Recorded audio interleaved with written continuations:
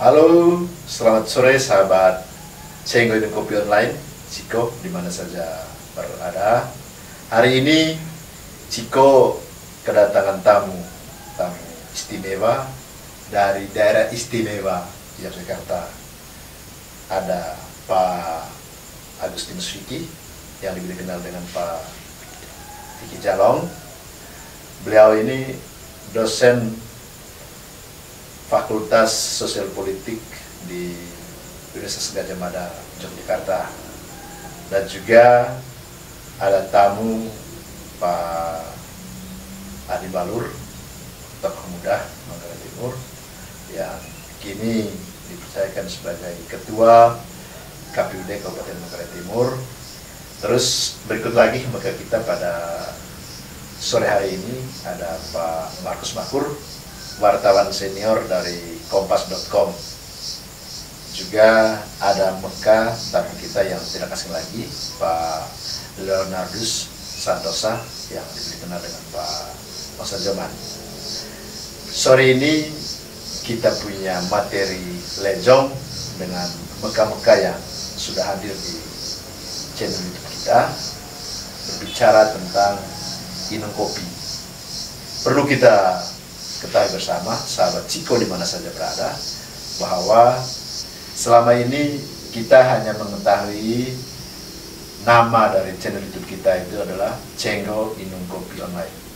Seperti apa dia punya pengertian, makna dari nama tersebut, sahabat Ciko di mana saja berada belum ketahuinya secara baik. Karena itu sore ini kita membahasnya dan kita akan saksikan di channel YouTube Cenggo Minum Kopi Online. Dan jangan lupa like, komen, subscribe channel YouTube kami agar kita terus berkarya.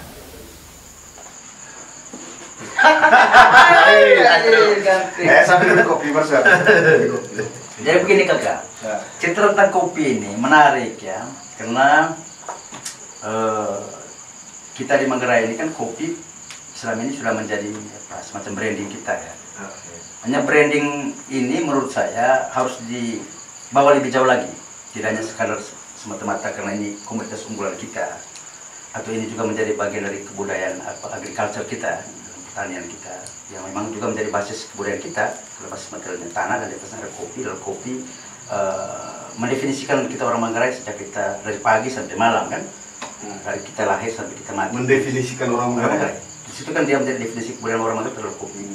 Hanya kan ada pada saat yang sama situasi, ada pembangunan. Kan? Iya. Kita bisa kritik terkait pembangunan ini menciptakan keterbelakangan kan, atau pembangunan ini menghadirkan kemajuan. Nah, hanya soal adalah kita bisa memeriksanya dengan cara kita memproduksi kopi ini. Nah, dan harapannya kopi tidak hanya sekadar bahan jualan kan untuk ekonomi. Dan pada akhirnya kan ekonomi ini juga tujuan dari kita membangun ini kan bukan hanya supaya kita punya pendapatan tinggi, supaya masyarakat kita terlihat maju, tapi juga kualitas manusianya kan. Itu kan sangat ditentukan juga oleh cara dia berpolitik. Dia sebagai warga negara, sebagai bagian dari budaya, tapi juga digeser menjadi bagian dari warga negara. Nah, di sini saya melihat kopi yang seperti sudah kita bahas tadi menjadi prasyarat penting bagi perjumpaan, yang juga menjadi prasyarat pembentukan demos, kebersamaan itu. Karena demokrasi itu adalah cita tentang membentuk demos. Demos kan bukan hanya semata-mata individu. Seperti kalau kita minum teh kan individu. Kopi itu ya, kopi itu sudah sampai pada tingkat kita tidak bisa minum sendiri, tidak nikmat minum sendiri. Coba tanya orang kalau minum kopi harus berkawan. Makanya panggil orang dulu. ada istilah apa? Maide, Cenggo Minum Kopi. Tidak ada nama gini. Maide, Cenggo Minum Kopi tidak. Apa Cenggo Minum Teh? Selalu Maide, Cenggo Asidi. Betul. Asidi. Kopi deh. Kopi deh. Atau biasanya juga kalau tamu datang Mekah itu pasti tuan rumahnya bilang kopi pahit kok kopi manis. Iya, betul. Tapi tradisi kita orang Manggarai Raya sebelum mengenal gula pasir itu pasti kopi pahit. Karena kopi pahit itu juga menyehatkan. Ya, pada pagi hari bahkan kalau kita misalnya di kampung-kampung kita jumpai di kebun-kebun itu, kalau minum kopi pahit itu pasti sampai berapa gelas itu atau mok gitu biasanya. Dan di pedalaman bukan di kota, teh tidak tersedia. Kalau orang tidak minum kopi, kata Vicky, mereka teh itu berarti air panas dengan gula. Teman-teman, Mereka menyebut itu teh. Karena tidak ada teh, ada air dengan kopi. Jadi selalu kan itu. Ya, sepakat. Artinya kan itu kan detail ya dari bagaimana dengan adanya kopi itu, dengan tradisi lama kopi yang tanpa gula tadi ya, boleh perkembangan kan kemudian kita juga harus memperhitungkan selera orang Manggarai yang terus berubah ya, ingin manis kah atau manisnya manis sekali atau manis itu soal aspek selera terhadap kopi kan, bagaimana dia menikmati kopi dengan cara yang berbeda dengan manis. tapi yang jelas minum kopi. Yang jelas minum kopi. Jadi kopi itu sudah bergerak lebih jauh dari sekadar sebagai minuman biasa gitu. Seperti kebutuhan kita akan air putih kan, tapi dia sudah bergerak menjadi satu semacam kedirian kita. Tanpa ada kopi kita tidak bisa berjumpa gitu. Tanpa kopi kita tidak bisa berlama-lama untuk membahas isu bersama. Nah di sini sebetulnya dari aspek itu kopi harus dilihat sebagai sangat penting sekali bagi demokrasi. Sehingga tua kopi manusia dapur cuma Bisa. Betul saya kopi tadi lejo, tadi tombo. Kopi selalu memberikan alasan untuk singgah dan untuk lama. Dan ini kan kebiasaan yang menarik karena kalau kita membandingkan lebih jauh sedikit kakek, maksudnya tidak hanya sekarang di orang Flores pada umumnya, tapi kan Manggarai kan lebih khusus lagi dengan kopi ini. Nah ini kan seperti pengalaman di Amerika Latin. Di Amerika Latin ya kopi ini sering disebut sebagai minuman politik atau minuman revolusi. Bukan pengetahuan. Di Amerika Latin. Membuat orang berkumpul, lalu kemudian misalnya dibangun gagasan-gagasan untuk menumbangkan rejim misalnya.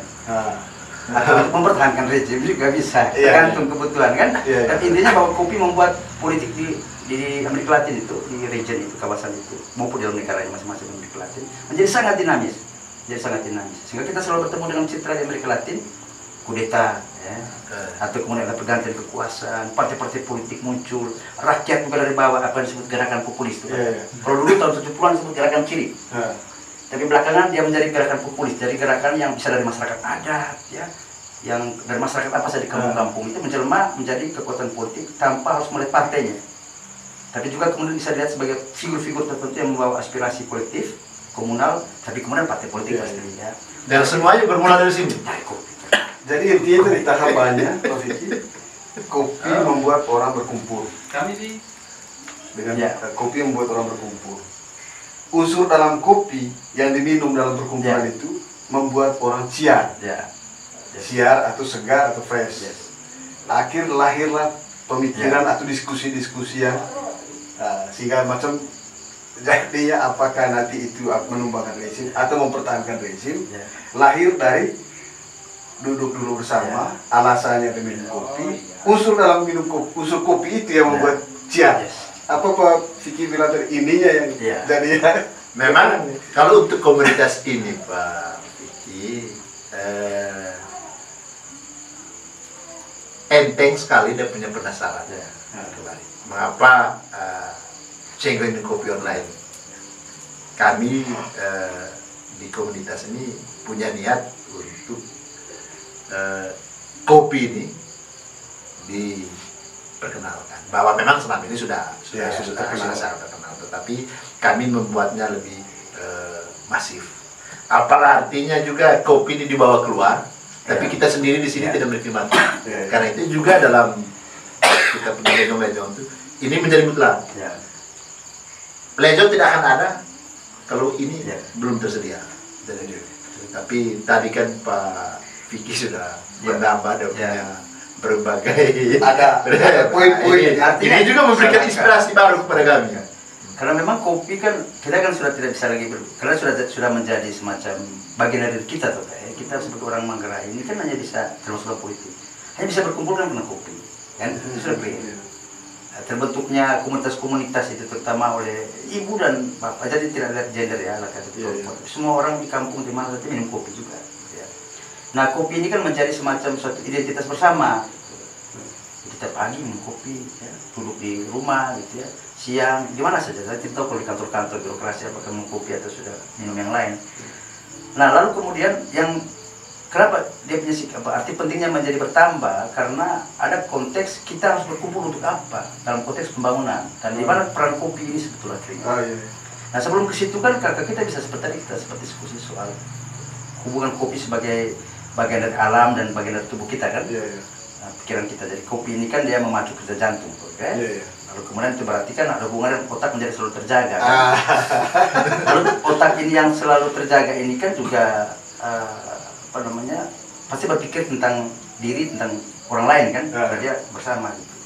Nah itulah sebabnya dari sisi yang sangat alamiah sekali, kopi ini dia menyediakan satu fondasi alamiah gitu ya, fondasi biologis gitu ya, atau biodiversitas begitu, terhadap kenapa penting dia bagi politik gitu. Karena juga kita tidak bisa berpolitik umum publik tanpa ada kondisi pikiran dan kondisi tubuh kita yang siap untuk itu gitu. Memang kalau kita minum mabuk terus ya, itu juga tidak siap ya. Tapi kalau kita minum kopi kan pas-pas, tidak mabuk ya. Tidak juga sampai dengan ngomong politik harus ini disiapkan. Dan ini siap manakala kita teguhin. Ya. Dan selain itu kopi di komunitas ini kenapa disebut Cenggu? Karena kita untuk solusi. Ya. Kita lahir untuk solusi dan alternatif lain. Bahwa kita ada di Manggarai Timur ini tidak kemana lagi. Ya solusi-solusi yang kita harus tawarkan ya itu untuk sebuah pencerahan. Jadi kopi Ciko ini kopi pencerahan dan kopi solusi.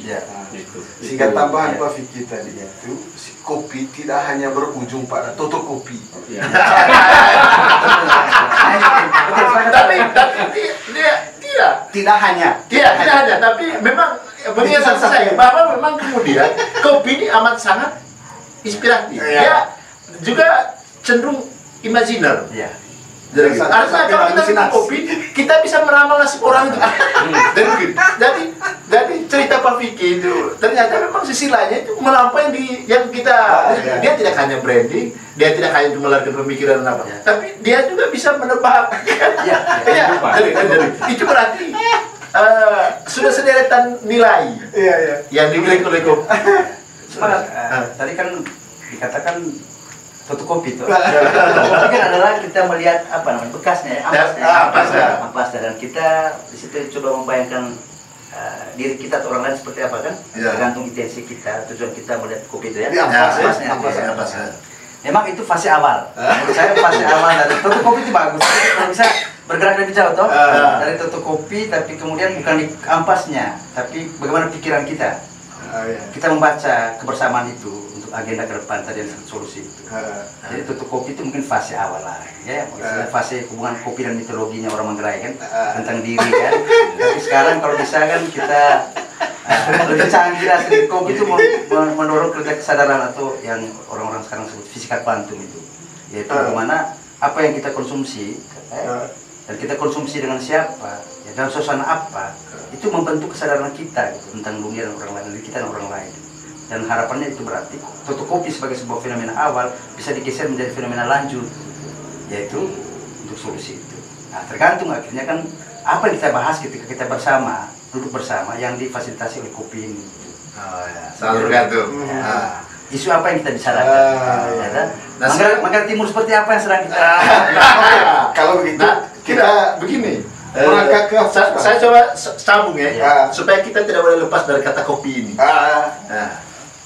Ini kan ya bukan lagi harapan ya, bahwa kopi ini menjadi branding begitu. Dan itu juga tidak hanya dipasarkan, dipopulerkan, tapi juga dia masuk pada level kebijakan pembangunan. Nah, bagaimana menurut Pak Vicky soal kopi sebagai branding Manggarai Timur yang memiliki nilai jual? Yang tadi sudah kita terlepas dari diskusi tadi, ya gitu.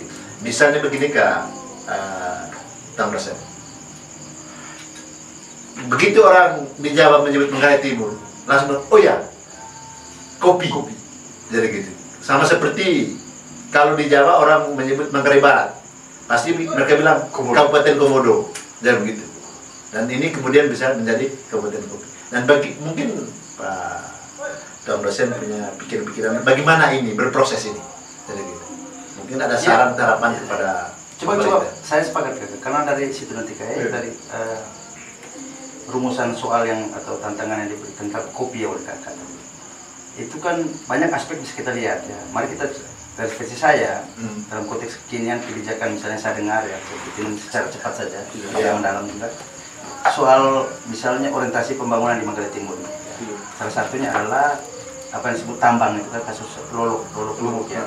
Ini kan jadi soal juga, dan kalau bisa kan kita bisa membahas isu itu dari perspektif kopi ini. Artinya ya kenapa kita bersibuk dengan tambang?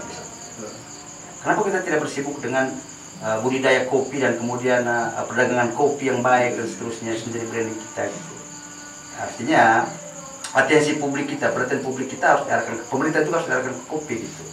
Dan kita dorong supaya lebih banyak orang mengembangkan kopi baik swasta maupun di fasilitasi daerah melalui badan usaha daerah dan seterusnya. Supaya kopi kita itu tidak hanya produknya saja, gitu kakek, tapi juga ada banyak investasi baik yang kecil maupun besar yang menjadikan kopi kita itu diimpor kemana-mana. Gitu. Itu kan harus menjadi proyek pembangunan Manggarai. Gitu. Pada tingkat ketika kopi diharapkan menjadi komoditas ekonomi kita. Lalu kemudian dengan itu juga pasti otomatis dia akan menjadi sebuah branding kebudayaan yang tidak hanya dibicarakan tapi dipraktekkan melalui kerja pembangunan. Efek dari kerja pembangunan fokus pada kopi ini itu berarti kan fokus pembangunan kepada kopi ini produksi dan seterusnya itu kan otomatis membuat dinamika masyarakat kan bertumbuh dalam kebudayaan yang berpusat pada kopi kan.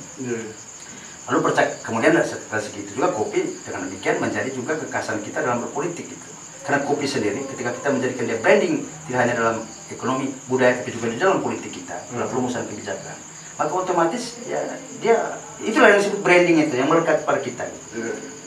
Ya kita kan juga agak khawatir dengan Manggarai Barat kan kalau Komodo yang menjadi brandingnya karena ada kecurigaan nanti Komodo nomor 7 orang Manggarai Barat nomor 700. Komodo bisa bahasa Inggris? Komodo bisa bahasa Inggris betul kakak. Komodo sebagai orang Manggarai Barat tidak bisa bahasa Inggris. Nah ini juga soal kan. Nah kita juga tidak mau kopi kita hanya berhenti sekarang sebuah komoditas alam. Tapi dia pergi menjadi semakin menegaskan kepada kebudayaan kita maupun kepada politik kita. Artinya juga bahwa Manggarai Timur itu jadi kabupaten kopi. Itu brandingnya, maksudnya ya dari sejarah kalau kita pelajari dan kita sudah baca di mana-mana bahwa kopi pertama untuk Flora itu permisi dari Colo. Dan itu dulu ada sayembaranya, sayembara dan sampai saat ini juga ya kita bisa baca referensi bahwa ada bendera Belanda yang jadi jimat di salah satu rumah di Colo. Jadi ya kalau misalnya pemerintah membaca sejarah itu ya seperti yang saya bilang tadi bahwa jadikan Manggarai Timur itu kabupaten kopi. Karena kalau misalnya bicara Manggarai Barat ya dia kabupaten Komodo. Ya kalau mungkin kita bicara tentang Manggarai, dia kabupaten rumah adat. Karena menjamur kan rumah adat di Kabupaten Manggarai. Kita kopi-kopi kita ini kan selalu dibawa ke Manggarai, ke Rute. Dan uangnya lari ke atas, bertumpuklah uang di atas. Lalu bagaimana misalnya pemerintah menggait itu untuk ya itu kan sepakat. Itu berarti kan artinya kita sedang mencari sambungan sebetulnya, mendapatkan arti kopi dalam konteks yang dinamis ini di Manggarai Timur atau Manggarai Raya. Yaitu bahwa kopi pertama dilihat sebagai komunitas pertanian kita yang unggulan lah. Ini yang sedang kita galakan. Bersama dengan penggalakan itu, yang sudah menjadi tradisi kita sebetulnya, kita ingin dia berkembang lebih maju lagi sebagai komunitas unggulan, adalah bahwa kebudayaan kita juga bisa dihidupkan kembali gitu. Dalam artian praktek yang itu apa bukan baru gendang gitu ya.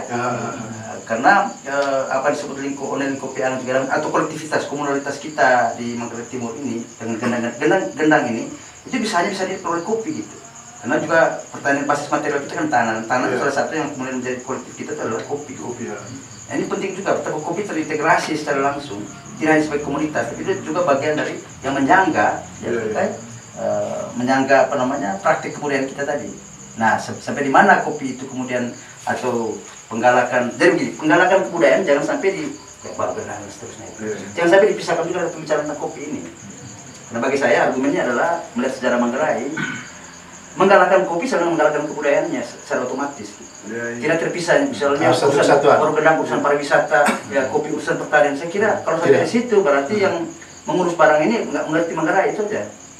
Tapi dia harus disatukan, walaupun bidang-bidangnya beda.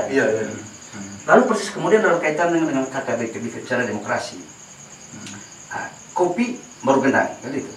Lalu demos itu kan kumpulan orang berbicara. Walaupun memang ada kritik kita bahwa baru gendang kita atau tradisi kita dalam komunalisme kita ini kan bisa disebut patronase gitu ya, atau apa istilahnya kakak turun temurun ya. Tapi kita sepakat saja bahwa kebersamaan itu sebagai satu persyarat terbentuknya demos gitu ya, yang tidak individual yang liberal dalam pengertian kita, tapi komunal bersama loto memecahkan solusi, perlu terlihat terus seterusnya. Itu kan kopi ini yang memfasilitasi. Itu berarti kopi menjadi bagian dari proyek demokrasi di Manggarai Timur. Yang nanti bekerja lewat partai politik. Juga para politisi SKK mereka kan kalau duduk di dalam kopi juga tidak jalan pikirannya. Teman-teman misalnya kumpul bagian apa gitu ya. Bahkan termasuk juga ketika kita melakukan pilkada dan seterusnya kan ya beda kita duduk ngobrol kewarasan politik yang ditimbulkan karena kita minum kopi dan kewarasan politik ya, ketidakwarasan politik yang ditimbulkan kalau terlalu banyak minum kopi kan. Itu kan ada beda. Tapi kecuali kalau kewarasan politik karena minum mince. Apa mince kan? Gula. Itu biang dari gula merah itu kan. Dari aren tanpa damer tepat kok aslinya tanpa campuran. Mince. Dia keluar dari aren itu manis.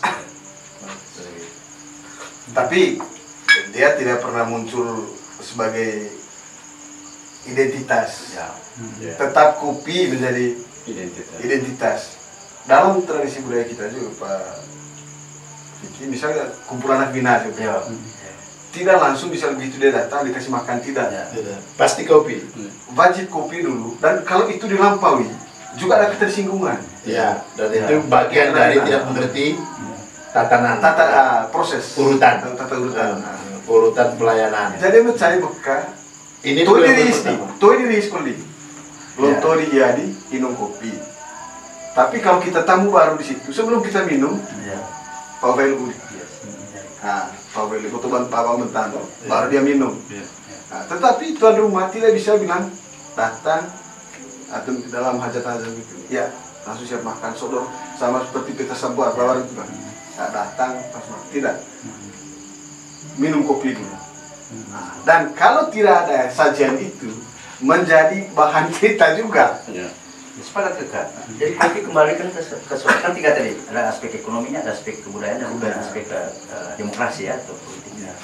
Nah di situ proses kan ketika bicara politik kan kopi adalah citra tentang kesetaraan tuh kan. Kita minum kopi, kita diberi gelas yang berbeda ya masing-masing ya. Lalu kemudian kita juga di situ terpanggil, kopi membuat kita terus berpikir. Nah, itu semua orang pasti ingin bicara kan. Jadi kopi memacu kepercayaan diri juga. Lalu kita adrenalin. Dan banyak orang Manggarai kan begitu. Pernah kopi semua nih. Cara berpikir politiknya akibatnya banyak minum kopi. Pada malam pun dia tidur pas sebelum ngantuk dia masih berpikir politik. Kopi tambah. Ya, artinya ada kesetaraan. Dia bercerita tentang orang difasilitasi gitu, potensinya untuk berpikir politik, menampilkan dirinya gitu. Karena kopi bukan di Manggarai bukan minumannya raja, bukan juga minumannya roeng gitu. Jadi dia adalah minuman semua orang Manggarai. Itu yang membedakan kan di masyarakat tertentu ada minuman itu bisa bercerita tentang kelas sosial. Di Manggarai minuman tidak bercerita tentang kelas sosial. Dia menyapu bersih kelas itu. Itu juga aspek lain. Seperti saya bilang tadi. Di Prancis apa? Minuman borjuis. Lain ceritanya ketika kopi ini kan menjadi alasan kenapa dunia ketiga dijajah tuh kayak orang Eropa mau pergi menjajah menguasai Amerika Latin, Amerika Selatan itu kan karena mau mencari barang ini kan kopi kita ini kan kopi sana lalu dibawa ke Eropa ya. Di Eropa dia menjadi minuman publik di kafe-kafe, tapi kelas ada kelas tuh kelas sosial, tapi juga kemudian memicu revolusi di Eropa gara-gara kopi juga. Revolusi internal Eropa. Sementara kalau teh yang kebanyakan dari Asia, kebanyakan termasuk dari Jawa, ya, itu minuman borjuis untuk dunia privat dalam rumah, minuman para perempuan gitu ya, perempuan Eropa yang borjuis gitu. Jadi teh kalau kita tidak bertemu. Makanya saya bilang begini tadi, kadang minum kopi ini juga sampai dengan mengukur kejantanan. Itu juga bisa kayak. Artinya malam panjang ini. Malam panjang. Tadi kan begini tuh. Jadi teh adalah minuman di rumah, minuman itu perempuan. Sehingga saya luruskan saja untuk membedakan jelas, membedakan terang teh dan kopi. Kopi juga sih. Ya saya kira ya. Tapi di Manggarai perempuan banyak minum kopi. Itu berarti bahwa mereka punya unsur kejantanan. Kan di situ kan dibilang ada kesetaraan. Minum kopi kesetaraan. Kopi sendiri itu minuman rakyat ya. Apa namanya dengan narasi yang Mas Vicky sampaikan menghapus semua kelas itu. Menghapus semua kelas. Jadi kopi ini tidak lagi dilihat sebagai miliknya kelas A, kelas B atau dalam status sosial, tapi ini menjadi minum bersama. Orang di pinggir jalan pun kalau lewat dipanggil, ayo kopi. Padahal orang itu tidak kenal juga.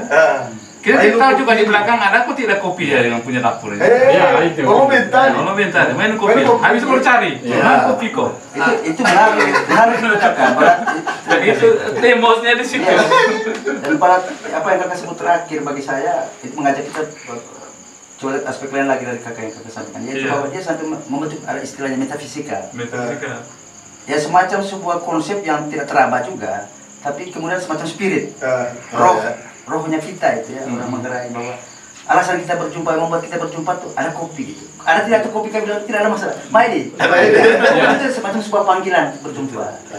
Dan itulah metafisika orang Manggarai, itu tingkat falsafah hidup dari kopi. Kopi sudah sampai ke tingkat falsafah hidup, berelasi dengan orang, etika, ada etika publiknya orang. Lebih atas dari falsafah itu supranatural, valum dan itu tentu. Itu supranatural. Itu masuk di mitologi. Mitologi tadi. Ini metafisika. Bahwa soal ada tidak ada. Berarti kopi ini sudah menjadi falsafah hidup. Dia seperti semacam sebuah teologi kalau dalam agama dalam sebagai konsep tentang Roh Kudus itu. Di mana ada 3 orang berkumpul di situ aku ada. Sudah terlihat, Artinya kopi selalu ada. 1-2 orang berkumpul, kopi pasti ada. Jadi ini bisnis kafe. Begitu juga Roh Kudus. Di mana 1-2 orang berkumpul pasti ada. Jadi paling kita melambar di situ. seperti itu tombol tadi bahwa itu namanya celutuk. Mangat yang mengamusikan bentar. Hiat musika, mohon baru tapi karena berlaku umum. Kopi. Tapi berlaku umum. Tidak ada hitung-hitungan. Karena diangkut, hiat supaya bentar bekan.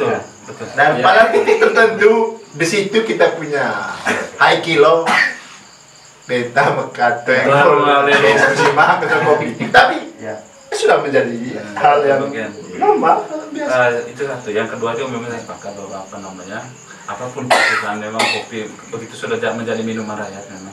Kalau ini dilihat sebagai produk unggulan sebuah kabupaten, memang harus ada langkah-langkah politik ya. Harus ada langkah politik, kebijakan dari kekuasaan, di backup oleh teman-teman legislatif untuk melihat peraturan atau zonasi. Karena sentra-sentra kopi juga aku juga tidak semua Manggarai Timur juga. Kopi juga, ada batasan juga.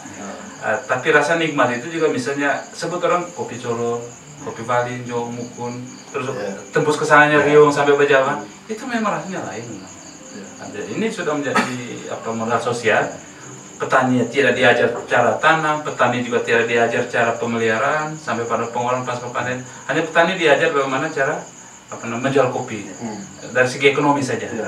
Tetapi kalaupun orang tidak menjual kopi untuk mendapatkan ekonomi dari segi ekonomi, dia juga ini bagian dari modal sosial untuk mempererat kunjung anjang sana. Kalau sudah menuju ke pembangunan, saya pikir begini, brand kopi itu bukan berarti kita menghidupkan petani kopi saja. Contoh di Colol itu hampir tidak ada sahabat. Mereka betul-betul petani kopi top. Tetapi mereka bukan hidup karena makan kopi, bukan. Makan nasi. Jadi kan dia punya polanya seperti yang disampaikan Pak Adi tadi itu. Jadi untuk menghidupkan petani kopi, jadi petani lahan basah juga, itu diperkuat. Sehingga dengan demikian daya beli dari petani kopi atau kemampuan daya beli petani kopi untuk menghadirkan beras juga mudah. Nah, saya bayangkan misalnya kalau kita hanya berasumsi atau berpikiran perencanaan brand itu hanya untuk menghidupkan petani kopi. Padahal maksudnya petani kopi ini, brand kopi ini memiliki daya beli. Dia beli kemampuan daya beli tinggi. Maka dengan demikian sektor-sektor lain dari pertanian itu. Dan bisa begini, merubah kultur kalau menurut saya, kalau brand ini naik. Pak Adi tahu, di wilayah kita, di wilayah Ribu sebelah atas ini, daerah yang ketinggiannya sudah di atas 700, di atas 1000. Itu untuk lahan basah, dalam hal ini sawah, itu tidak produktif. Dia 2 kali setahun. kenapa orang tidak berani beralih ke petani kopi? Lahannya, lahan sava itu dijadikan, karena ada prinsip dasar kita budaya, Peko Samaraga. Kita sejahtera, ukurannya adalah ada baru pesek dulu, baru yang paling bagus dulu, baru tenda kita, pesek lobo makan.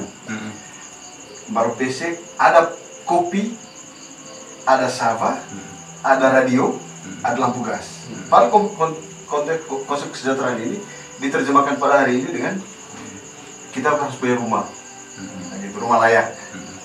Baru pesek. Kopi itu kan tanaman komoditi yang menghasilkan uang. Uang ini untuk membiayai kehidupan, kebutuhan, termasuk sandang, sekolah, pendidikan, kesehatan. Nah, bagaimana petani kopi ini menjadi petani kopi yang berkualitas, menghasilkan produk yang berkualitas. Di satu sisi, untuk dia bisa berkualitas, sektor petani lahan basah ini, yang produktif ini, dia harus menghasilkan yang sangat berkualitas dan harga terjangkau oleh petani kopi. Nah, harga kopi dia tidak akan ada gunanya. Mau 100.000 1 kilo, tapi kalau beras juga dibeli dengan 100.000, dia juga tidak bisa itu. Jadi kopi sava, radio, telekomunikasi, informasi. Masyarakat dari dulu kita punya butuh informasi. Hanya dulu sebutnya radio, terjemahan hari ini. Informasi. Sehingga orang elak tuntut sinyal itu sebenarnya bagi orang Manggarai sudah kebutuhan dari dulu. Harus ada radio dulu dalam arti komunikasi, dia dapat informasi. Gas, penerangan. Nah, jadi konsep kesejahteraan menurut kita dulu, menurut orang tua yang turunkan tren dulu, Peko Samaraga, baru pesek, kopi, sava, radio, lampu gas itu diterjemahkan pada proses kekinian, sehingga omong brand tadi itu ya pola pembangunannya seperti itu kira-kira gitu. Terus dia artinya kan yang saya sampaikan adalah kalau kita kembalikan ke dalam percakapan kebijakan yaitu tentang bagaimana hubungan pertumbuhan ekonomi sebagai syarat dari pembangunan ukuran-ukuran standar dari pembangunan itu dari kabupaten dan negara, tapi juga dihubungkan dengan indeks pembangunan manusianya. Nah, bagaimana kopi pertama tadi kalau kita lihat kopi bisa bercitra tentang pertumbuhan ekonomi jadinya. Kalau ada investasi, lalu dia bagus gitu, dia membuat ekonomi berjalan, dia memicu sektor lain juga bisa hidup kalau daya beli dari hasil kopi itu. Lalu di sisi yang lain dia juga bercitra tentang kopi tadi, bercitra tentang apa? Bagaimana kualitas kita hidup itu. Pertama bahwa dengan kopi saya bisa mendapatkan uang. Gitu ya, kalau saya petani kopi atau semua rantai ekonomi yang terintegrasi dalam produksi kopi dan distribusi kopi ini. Tapi pada saat yang sama melalui kopi ini juga dari seluruh proses ekonomi membuat saya punya penghasilan untuk kondisi ekonomi yang membuat saya bisa membeli kebebasan yang lain, membeli kualitas yang lain. Yang tidak karena tujuan dari kita komunitas kopi kan bukan uangnya, tapi dari uang itu kita mau ngapain lagi. Nah, itu berarti kita bisa punya akses ke pendidikan, akses ke kesehatan dan seterusnya. Nah, di situ kita lihat bagaimana indeks melalui kopi bisa bercitra hubungan pertumbuhan ekonomi dan indeks pembangunan manusia Manggarai Timur misalnya. Itu bisa, dan tergantung ke nanti terjemahannya bisa turunnya banyak. Macam dari data ke apa itu? PDRB kita, produk domestik bruto kita itu, faktor pembentuknya di Manggarai Timur 48% itu dari sektor itu, pertanian, perkebunan, perikanan kelautan. Nah, ini kan berarti ini kan fakta. Fakta. Artinya mau intervensi sebesar apa, tapi memang PDRB kita terbentuk dari sektor itu menjadi unggulan. Sehingga kalau intervensinya juga searah, bahwa memang intervensinya kan banyak, termasuk infrastrukturnya. Karena infrastruktur jalan juga itu penunjang sektor-sektor itu juga, misal itu.